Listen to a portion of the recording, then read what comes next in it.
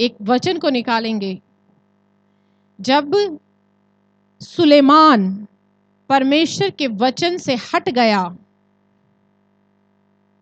और प्रभु के नियमों को मानना छोड़ दिया था, उसने अपना मन परमेश्वर से हटा लिया था। हाँ, पहला राजा और उसका 11 अध्याय और उसका 11 पद में प्रभु ने उसको क्या बोला?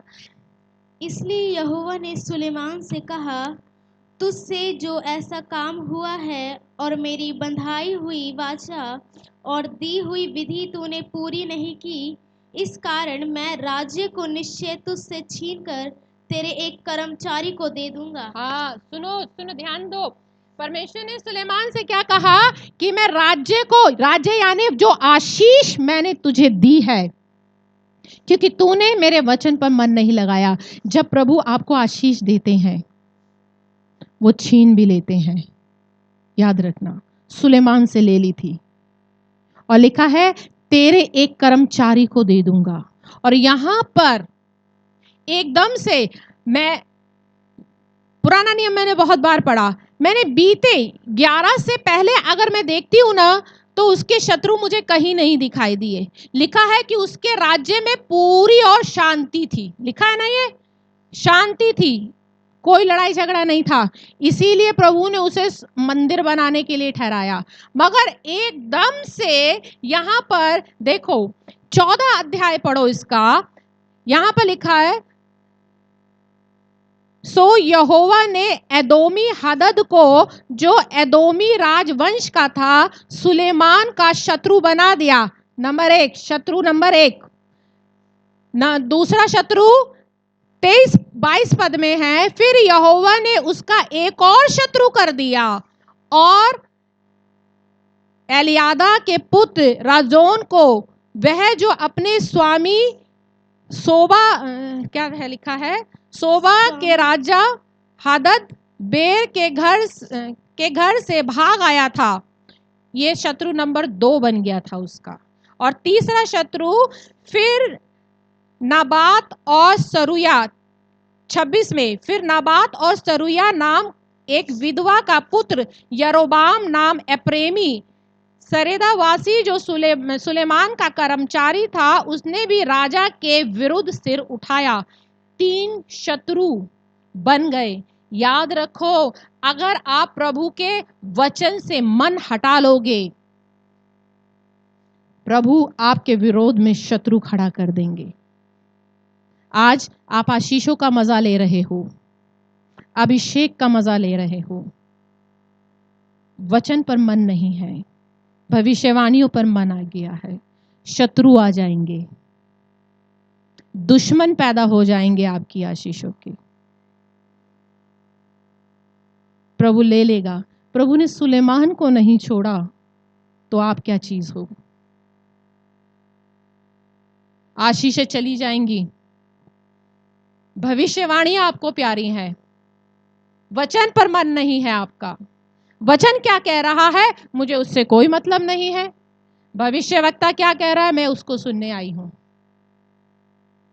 जूम मीटिंग, अगर कोई भविष्यवक्ता सेवा है तो हम ज्वाइन करेंगे, तब नेट भी है, तब सब कुछ है, टाइम भी है, बच्चे भी उस समय शोर नहीं मचाते, टाइम भी मिल जाता है, खाना भी जल्दी बन जाता है, सब कुछ उस समय हो जाता है, मतलब सारी परिस्थितियां अनुकूल हो जाती हैं।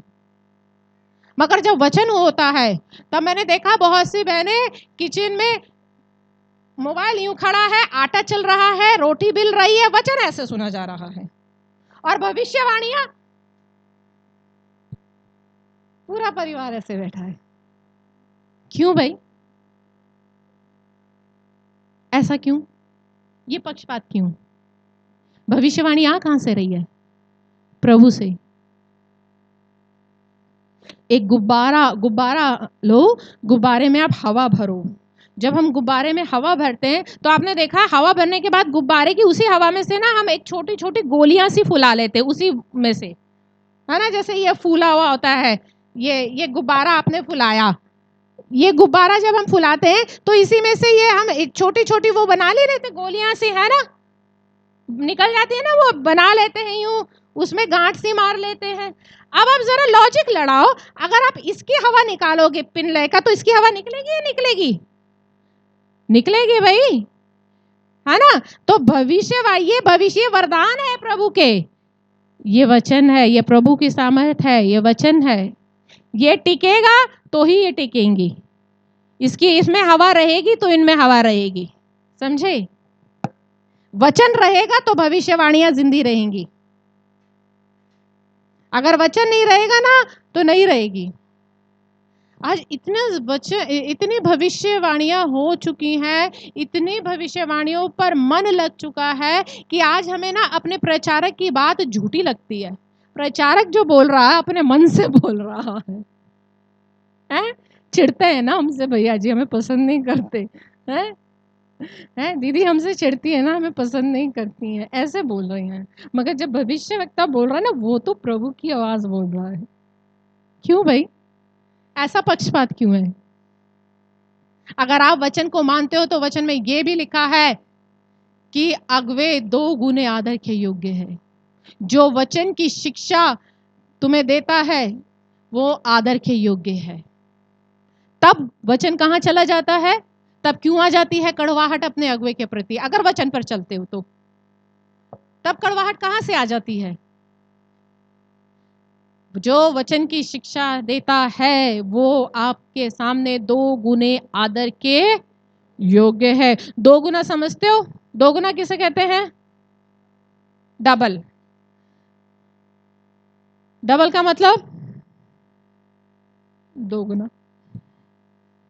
है। डबल का मतलब होता है अगर आप किसी को 1 किलो आदर दे रहे हो तो अगुवे को कितना देना है? 2 किलो। समझे?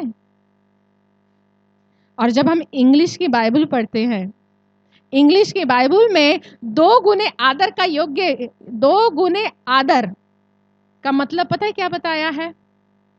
मैं लिख कर लाई हूं, double honour in financial support, यानी धन में 2 गुना। इंग्लिश की बाइबल बोलती है, इंग्लिश की बाइबल बोलती है डबल ऑनर, 2 गुना आदर इन फाइनेंशियल सपोर्ट, यानी धन में 2 गुने आदर के योग्य, जो आपको वचन की शिक्षा देते हैं। अगर वचन मानते हो तो इन बातों को मानो। कहां चले जाते हैं फिर? अगर सामने आज हमने अपने दिमाग को ऐसा, आप एक बात बोलूंगी फिर थोड़ी कड़वी है, ठीक है? थोड़ी नहीं है, थोड़ी ज्यादा पड़ेगी, थोड़ी ज्यादा पड़ेगी। पता है कई बार मैं क्यों कहती हूं, मैं अपने सबसे ये कहती हूं कि ये बीमारी पता है क्यों है? बुरा मत मानना मगर सच कह रही हूं। जब आप प्रभु में नहीं थे, आप प्रभु को नहीं जानते थे, आप कहां जाते थे? कहां जाते थे? तांत्रिकों पे। और कहां जाते थे? ज्योतिषों के पास में जाते थे। ऐसे जाते थे ना, है ना? किस लिए जाते थे? अपना भविष्य पता करने, आने वाला समय पता करने। तो आज कलीसिया का हाल इजराइलियों के समान हो गया है। इजराइली ऐसे ही थे, मिस्र से तो निकल आए थे, मिस्र तो छोड़कर आ गए थे, मगर मिस्र को अपने अंदर बसा रखा था उन्होंने। इसीलिए वो पूरे रास्ते मूसा को इस मिस्र का उदाहरण देते थे। जब उन्हें खाने को नहीं मिला, मिस्र में इससे अच्छा तो हम मिस्र में थे, मिस्र के लहसुन, मिस्र का मांस अच्छा था, तू हमें यहाँ मारने को ले आया, इससे अच्छा तो हम मिस्र कहते। बार बार वो मिस्र का उदाहरण देते थे, क्योंकि वो मिस्र से तो निकल आए थे मगर मिस्र उसके अंदर बसा हुआ था। आज ऐसे ही विश्वासियों का भी हाल है, ये आपका नहीं है, ये सभी विश्वासियों का हाल है। ये सभी क्योंकि अन्य जाति से आ रहे हैं। तो मूर्ति पूजा तो छोड़ दी हमने, तांत्रिकों के पास जाना छोड़ दिया, ज्योतिषों के पास भी नहीं जाते, मना लिखा है ना प्रभु में, भैया जी भी गुस्सा करेंगे इसलिए नहीं जाते। मगर वो चीज हम तो छोड़ आए हैं, मगर कहां रखी हुई है? यहां भी है। इसीलिए ना भविष्यवाणी सुननी अच्छी लगती है। वो अभी निकली नहीं है अंदर से। भविष्यवाणी का मतलब होता है प्रभु की योजना जानना। हमें प्रभु की योजना से मतलब नहीं है, हमें मतलब है अपने भविष्य को जानने से। मेरे भविष्य में क्या है? प्रभु की योजना यह है, प्रभु ने उस धनवान व्यक्ति को क्या बोला था? प्रभु इन सब आज्ञाओं को तो मैं मानता आ रहा हूं। प्रभु ने क्या कहा? जा अपना बेच और कंगालों को। प्रभु की तो ये योजना थी, मगर बांट पाया नहीं। आज प्रभु की आपसे भी तो यही योजना है। जा अपना सब कुछ बेच, अपना घमंड बेच दे, अपना गुस्सा बेच दे, अपना गाली देना, चुगली करना, बुराई करना बेच दे और मेरे पीछे हो ले। और इसी चीज से तो हम प्यार करते हैं। कैसे छोड़े वो सब हरकतें कि हम आगे कुछ है पीछे कुछ है। आज हमें ना भविष्य जानने की उत्सुकता रहती है, प्रभु की योजना जानने की उत्सुकता नहीं रहती। प्रभु की योजना तो यह है कि तुम मेरे राज्य के अधिकारी बन जाओ, शून्य कर दो, जीरो कर दो, छोड़ दो उस संगति को जो बुराइयां करते हैं। मगर हमें तो वो यार दोस्त भी बहुत अच्छे लगते हैं, उनका हंसी मजाक, उनका बात करने का तरीका बहुत अच्छा लगता है। भले ही वो हमारे कानों में जहर घोल रहे हैं, मगर हमें तो वो अच्छे लगते हैं। छोड़ दो उनको। प्रभु की योजना है, छोड़ोगे तब तो नहीं छोड़ी जाएगी। आज अगर प्रभु आपके जीवन से कोई भी भविष्यवक्ता खड़ा होकर बोल दे कि जा उस दुश्मन को माफ कर जिसे तू फूटी आंख नहीं बाता, जो तुझे फूटी आंख, तो जाके माफ करोगे, उसके गले लगोगे, उसके पैर धो लोगे? प्रभु की तो योजना यही है आपके लिए। धो लोगे? नहीं धोए जाएंगे, तब हम बगले झाकेंगे। क्योंकि हमारी सोच जो है ना, प्रभु की योजना जानना नहीं है, हमारी सोच है भविष्य जानना। क्योंकि हम आए वहीं से हैं, हम निकले वहीं से हैं। मूर्ति पूजा तो छोड़ दी है, मगर यहां से नहीं छोड़ा। तांत्रिकों को, भावी कहने वालों को तो छोड़ आए हैं, मगर उनको तो हम अपने अंदर बसा कर लाए हैं अभी भी मसीहत में।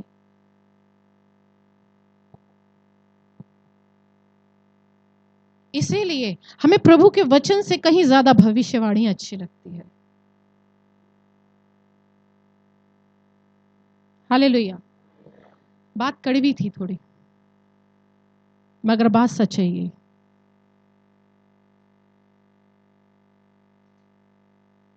आप मानो ना मानो, अगर आप अपने जीवन को सच में झांकोगे, घर जाना, आप सोचना कि मेरे जीवन में वचन कितना है और मुझे कौन कौन सी भविष्यवाणियां याद है। आपको भविष्यवाणी सारी याद आ जाएगी। और आपके जीवन में वचन कितना है, ईमानदारी से आप बैठना, अपने आप को चेक करना कि मेरे जीवन में कितना अधिक वचन है। आपके जीवन में अगर वचन होगा ना, तो आपके अंदर एक चीज होगी, अधीनता। क्योंकि प्रभु का सृष्टि जब आरंभ की थी, तब से लेकर अभी तक यही चला आ रहा है, अधीनता। प्रभु ने जब पुरुष को बनाया था, तो पुरुष को कहा था कि वो परमेश्वर के अधीन रहे, और जब स्त्री को बनाया था, तो स्त्री को कहा था कि पुरुष के अधीन रहे। अधीनता तो सृष्टि के नियम से चला आ रहा है, मगर आज कलीसिया इसी चीज का विरोध करती है।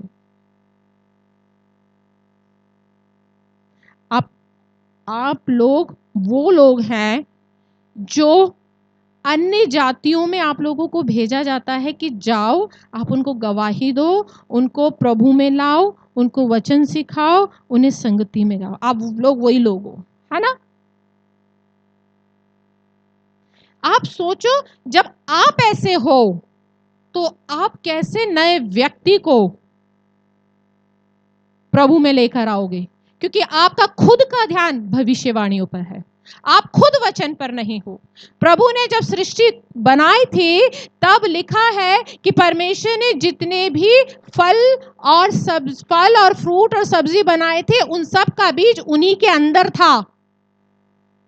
जितने भी फल बनाए थे उन सब का बीज उनके अंदर इसलिए छोड़ दिया था कि जब ये जाति खत्म हो, जब ये फूल ये फल तोड़ा जाए तो इसका बीज इसी के अंदर है। सेब के अंदर से सेब ही पैदा हो, आम के अंदर से आम ही पैदा हो, अनार के अंदर से अनार ही पैदा हो। आपका बीज आपके अंदर है। आप जैसे हो ना, आप वैसे ही संतान पैदा करोगे, आप वैसे ही विश्वासी को लेकर आओगे। आपके अंदर खुद वचन नहीं है, आप जिसको लाओगे ना उसके अंदर भी वचन नहीं होगा। आपका मन खुद भविष्यवाणियों पर लगा है। जो नया विश्वासी आएगा आप उसको यही तो बता के लाओगे, अरे चर्च में भविष्यवाणियां होती है, तू चल तेरे बारे में बताएंगे। आप उसका मन खुद भविष्यवाणियों पर फेर दोगे। आपका खुद मन वचन पर नहीं है तो आप नए विश्वासियों को क्या सिखाओगे? आपके अंदर खुद अधीनता नहीं है, आप नए विश्वासी को क्या सिखाओगे? आप खुद अपने अगुवे का आदर करना नहीं जानते हो, आप नए विश्वासी को क्या सिखाओगे? क्योंकि जो आपके अंदर है वही आपके बाहर आएगा।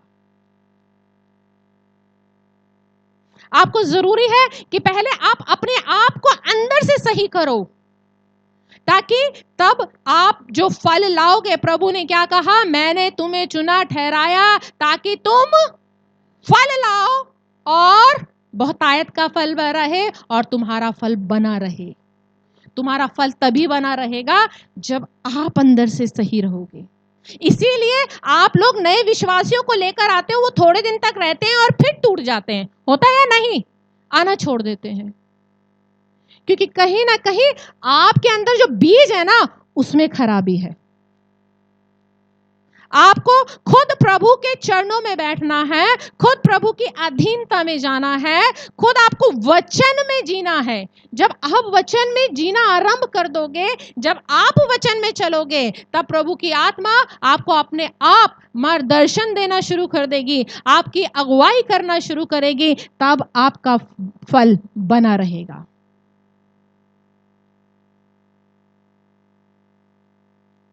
ये यहां से ठीक करने की जरूरत है आपको, यहां से अपने आप को। आप जो चीजें पुराना जीवन छोड़कर आए हो ना, आप उसे अपने घर जाना, बैठना, और जो अंदर बसा कर लाए हो ना संसार को, अभी बसा हुआ है, बसा हुआ है, अभी बहुत कुछ बसा हुआ है अभी अंदर, उसको निकालने की जरूरत है। जब आप उसको अंदर से निकालना आरंभ कर दोगे तब आपका फल बना रहेगा। हालेलुया।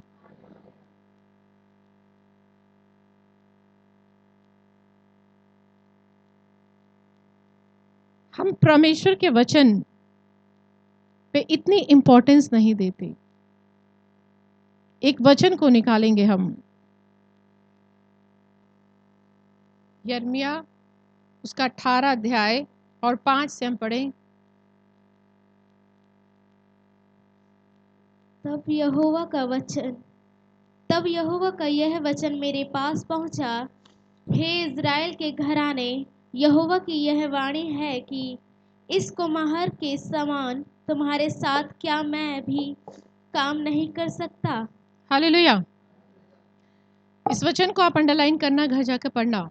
यहाँ क्या लिखा है? तब यहोवा का ये वचन मेरे पास पहुंचा, हे इज़राइल के घराने। ये इज़राइल यानी चुने हुए, यानी हम सब चुने हुए लोगों। यहोवा की ये वाणी है कि इस कुम्हार के समान तुम्हारे साथ क्या मैं भी काम नहीं कर सकता? देख, जैसे मिट्टी कुम्हार के हाथ में रहती है, वैसे ही है इज़राइल के घराने, तुम भी मेरे हाथ में हो। इज़राइल का घराने का मतलब आप और मैं, हम सब।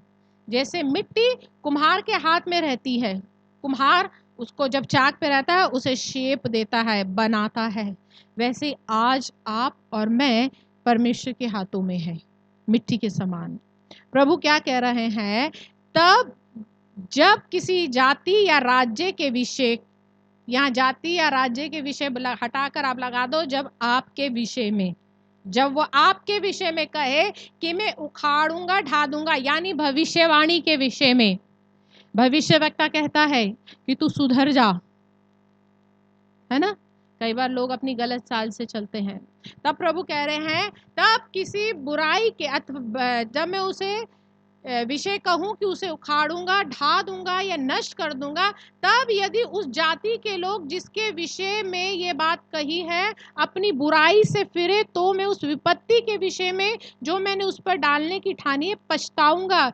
यदि आज आप भविष्यवाणियों पर अपना मन लगा रहे हैं, मगर प्रभु कह रहे हैं यदि मैं किसी जाति, देश या व्यक्ति के विषय में कहूं कि मैं उसे उखाड़ दूंगा, मैं उसे नाश करूंगा, और वो व्यक्ति ये भविष्यवाणी सुनकर पछताए, रोए, जैसे नीनवे नगर के लोगों ने जब योना नबी की भविष्यवाणी सुनी, वो पछताए, उपवास रखा। प्रभु ने कहा था मैं इस नगर को नाश कर दूंगा, मगर प्रभु ने अपनी प्लानिंग बदल दी। ऐसे ही प्रभु अपने वचन में कह रहे हैं अगर लोग पछताएंगे तो मैं अपनी प्लानिंग बदल दूंगा, फिर मैं उन्हें नाश नहीं करूंगा।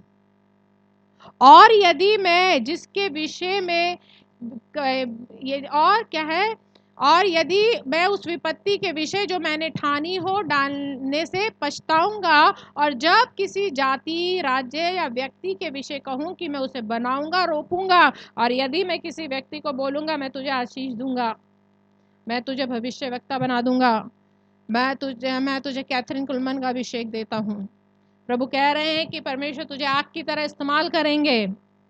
और तब यदि वो उस काम को करे जो मेरी दृष्टि में बुरा है, तब मेरी बात ना माने, तो मैं उस भलाई के विषय में जो मैंने उनके लिए करने के लिए रखी है पछताऊंगा। यानी प्रभु अपनी की हुई भविष्यवाणी को बदल देगा। यदि उसने कहा है वो आपको बनाएगा, आपको आशीषित करेगा, सेवा में, आत्मिक में, पारिवारिक रीति से वो आपको आशीषित करेगा, मगर अगर आप ये सुनकर उसके वचन पर नहीं चल रहे हो, उसके वचन को नहीं मान रहे हो, तो वचन कह रहा है कि मैं तब उसको नाश कर दूंगा, तब मैं उस भलाई के विषय में जो मैंने उसके लिए रखी है पछताऊंगा। तब प्रभु पछताता है और फिर वो हाल करता है जैसा उसने सुलेमान के साथ में किया, शत्रुओं को खड़ा कर देगा, वो आशीषें ले लेगा। आप उन आशीषों में मत जाओ, भविष्यवाणियों से आप फूलो मत, क्योंकि भविष्यवाणियां आपका उद्धार नहीं करा सकती हैं। आपके अंदर प्रभु का वचन होना चाहिए कि आपको अपना मन आप प्रभु के वचन पर लगाओ। सूबेदार ने प्रभु यीशु मसीह से ज़्यादा अपना मन प्रभु के वचन पर लगाया था, और प्रभु ने यही कहा था कि तेरे विश्वास के अनुसार तेरे साथ में हो, क्योंकि उसका विश्वास प्रभु के वचन पर था।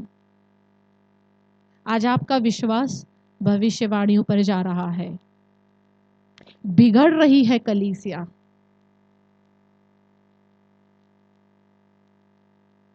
मैं खुद कई बार अपनी संगति में, कई बार जब मुझ पर अभिषेक बह रहा होता है, मेरे मुंह से शब्द निकल रहे होते, मैं भी अपने आप को कई बार रोक देती हूँ, इसीलिए कि ऐसा ना हो कि जो मैं बोलूं मेरे लोगों की आदत बिगड़ जाए। मैं अपने आप को बहने से रोक देती हूँ, बहने नहीं देती, क्योंकि मैं चाहती हूँ कि वचन पर बहो, वचन पर। मैं जब भी कहीं पर भी जाती हूँ तो मैं इस बात पे जोर देती हूँ। आज के लिए भी मुझसे संजय ने कहा था कि दीदी क्या आप एक एक के लिए प्रार्थना करोगे? मैंने कहा मैं नहीं करूँगी, मेरा सारा टारगेट क्या है? वचन। मैंने इसके लिए कई दिन लगकर प्रार्थना करी, उपवास किया वचन को, ताकि मैं वो भविष्यवाणी क्या होगी मैं आपको दे दूंगी, आप उसे चूसते रहोगे चिंगम की तरह, है ये भविष्यवाणी हुई है 6 महीने तक चूसोगे, 1 साल तक चूसते रहोगे भविष्यवाणी मगर वचन क्या है? आपको बनाएगा। आज भले ही आपको मेरे वचन कड़वे लग रहे होंगे, मगर ये बात सत्य है।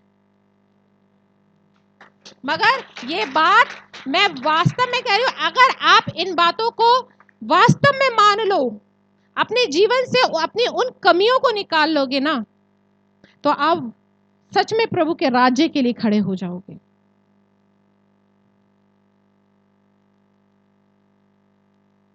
परमेश्वर का वचन आपको उद्धार दिलाएगा, आपको आशीष दिलाएगा। आज जैसा मैंने आपको सुबह बोला था, ये जो आपके अंदर एक बीमारी पनप रही है, कौन सी बीमारी? कौन सी? आत्मिक घमंड। एक नाम और दिया था, और क्या? मुझे नहीं पूछा, मुझे आगे नहीं किया गया। याद रखना, यदि ये बीमारी रहेगी तो आप प्रभु के राज्य के लिए तैयार नहीं हो पाओगे। अपने आप को जीरो बनाना आरंभ करो। आप भले ही बहुत अच्छा गा सकते हो, बहुत अच्छा सामने वाले से अधिक अच्छा प्रचार कर सकते हो, सामने वाले से अधिक जो इस समय इस्तेमाल हो रहा है, हो सकता है आप उससे अच्छा बोल सकते हो, हो सकता है आप मेरे से भी अच्छा बोल सकते हो सकता है आप गाने वालों से अधिक अच्छा गा सकते हो, बजा सकते हो, मगर आपको प्रभु के वचन में लिखा है, एक दूसरे को अपने से अच्छा समझो। एक दूसरे को अपने से अच्छा समझना है और खुद को क्या करना है? जीरो बनाना है। ये जो बुरा मानने का स्वभाव है, आपको अधिक समय तक नहीं लेकर जाएगा। यदि आप पतरस का स्वभाव बना लोगे। मैं आपको अपने जीवन, अपनी सेवा से बता रही हूं। मेरी सेवा में भी बहुत से ऐसे लोग थे जिनको हल्का सा भी बोलो, प्यार से भी समझाओ, उन्हें बुरा लग जाता था। उनका अंत ये हुआ कि वो चले गए हैं। और ऐसे भी है जिनको मैंने खूब कुछ भी बोला, उन्होंने बुरा नहीं माना, और मेरा विश्वास है वो आज तक बने भी रहेंगे, आगे भी बने रहेंगे।